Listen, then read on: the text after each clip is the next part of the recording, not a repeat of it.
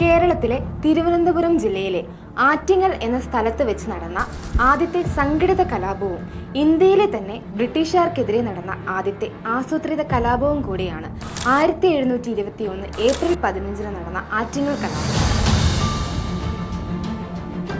ആദിത്യവർമ്മ വേണാട് ഭരണാധികാരിയായിരിക്കുന്ന സമയത്താണ് ഈ കലാപം നടന്നത്.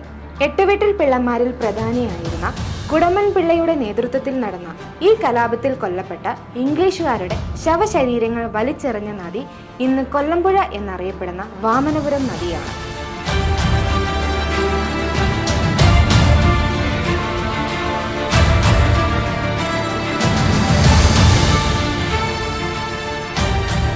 കോട്ടയുടെ മേധാവിയായിരുന്ന അലക്സാണ്ടർ ഓം, അതുപോലെ തന്നെ നെയ്യാറ്റിൻകരയുടെ രാജകുമാരൻ എന്ന പേരിൽ മാർത്താണ്ഡവർമ്മയും കൂടി ചേർന്ന് ഒപ്പുവെച്ച വേണാട് ഉടമ്പടിയോടുകൂടിയാണ് ഈ കലാപം അവസാനിക്കുന്നത്.